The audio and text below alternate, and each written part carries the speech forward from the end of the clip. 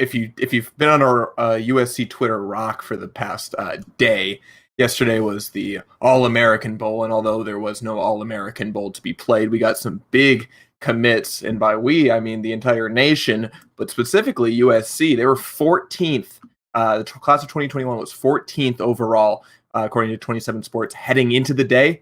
6 spots they moved up. They ended up at 8, and they're still, it's still not over. The recruiting class, the recruiting trails aren't over, but they signed the big one, Korey Foreman, defensive end from Centennial in Corona, California. He stayed home. He was committed to Clemson and then decommitted at the start of the pandemic.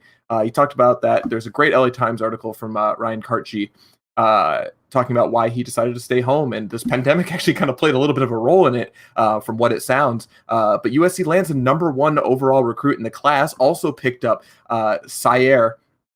I'm slipping on his last name, Nathan. Right. Ceyair Wright. DB, huge. I think he was it 7th DB in the nation too? 6 or 7, yeah. Number 77 overall. Yeah. Wonderful. I mean, that's something that you haven't seen come out of USC in a while, especially last year. People were disappointed with the class that, ranked, I think it was like 60, 64 or something 64. And, people were all, this Clay Helton, grabbing pitchforks and, flaming torches. But now it looks like, hey, we're rebounding. We're in a good place. We've got some good talent heading into next year. We'll get to the talent that USC lost that's heading to the draft in our next segment. But for now, let's focus on the good for once. They picked up a lot of guys. They have, 1 5-star in the class, and I believe it's 12 4-stars, 13 4-stars, 7 3-stars.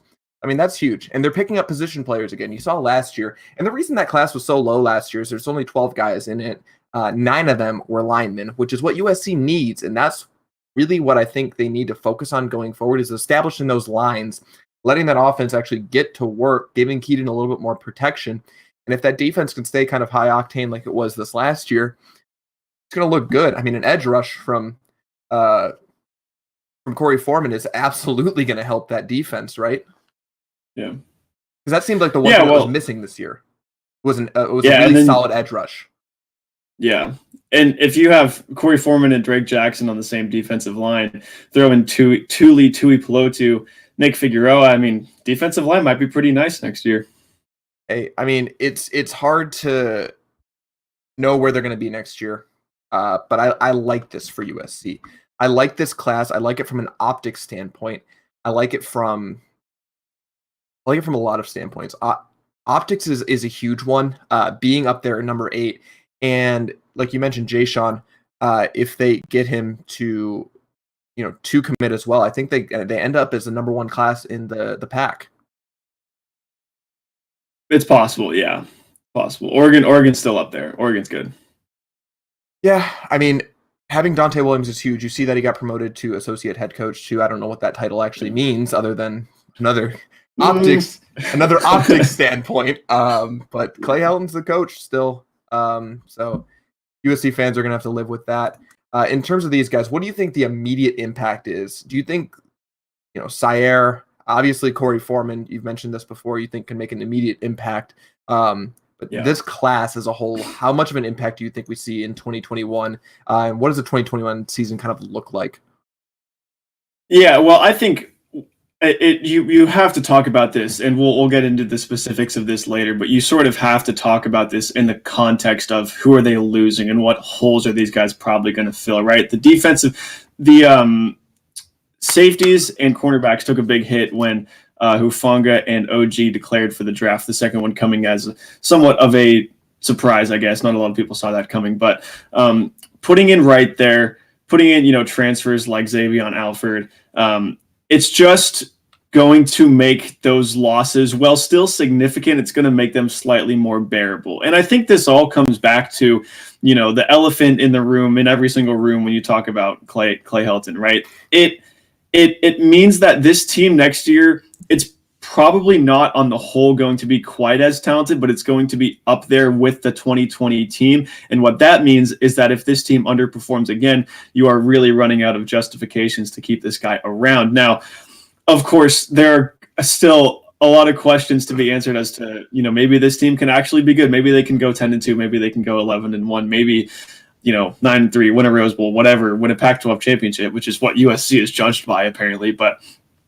there were this sort of exodus of people leaving USC for the NFL, and guys that you think could use maybe a year or two more of development definitely raises an eyebrow as to like, maybe they don't feel like they're getting developed right here. But the fact that in any case, the fact that they're getting guys to fill some of those holes, again, it's still going to hurt, and it may not pay dividends right away because some of these guys are going to need to get some experience. You don't always come in. I think Korey Foreman's going to be a stud right off the bat.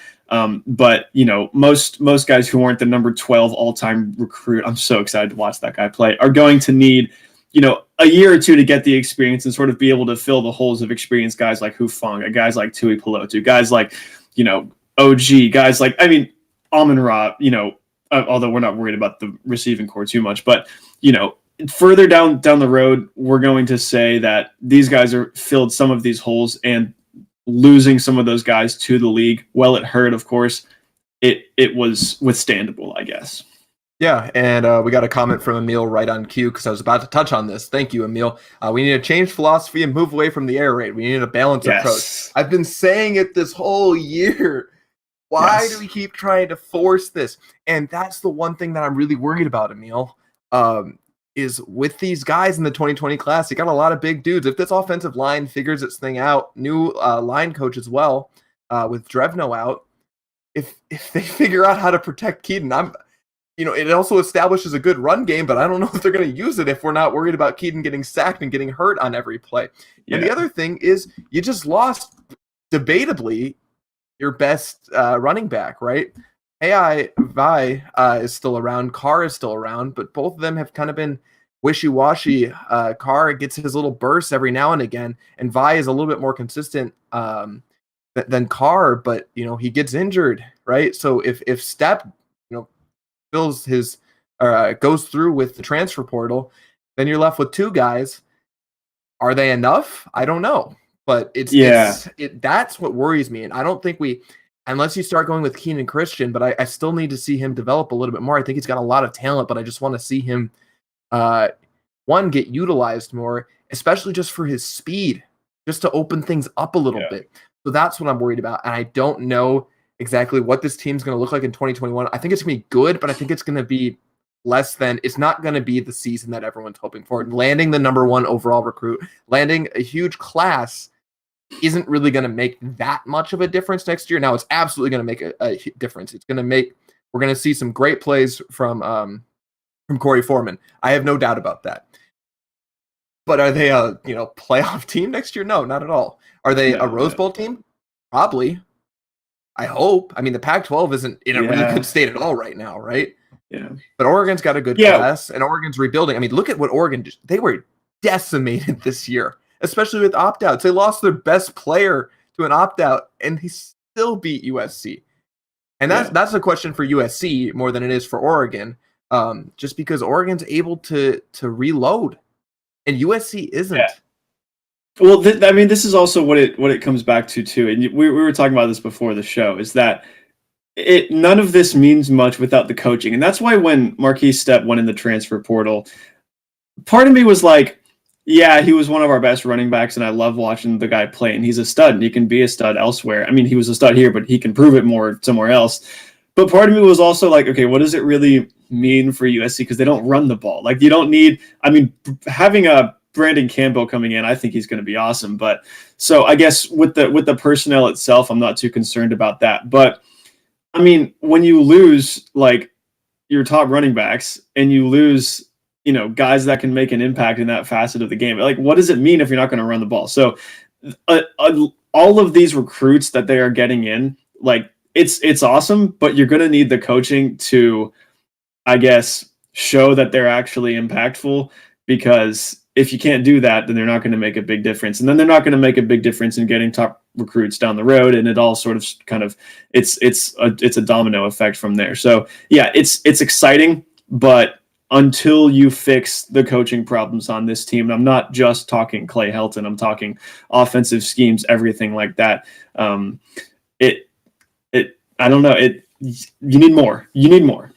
I want to leave everyone with one closing thought before we move on to our next topic. Nathan, we talked about this before the show, but the way I look at recruiting right now is if you're close to the 6th spot, that is awesome.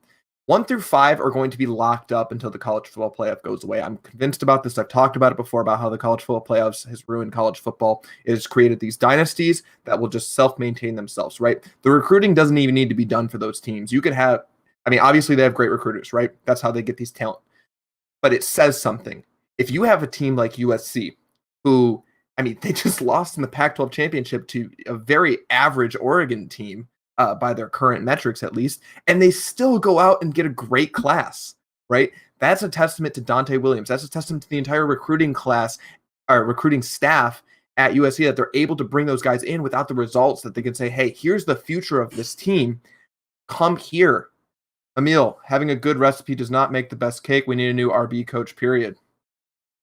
Well said. Why not get another assistant coach? We've had a revolving door of them anyway. We'll get to that in the third segment. Let's move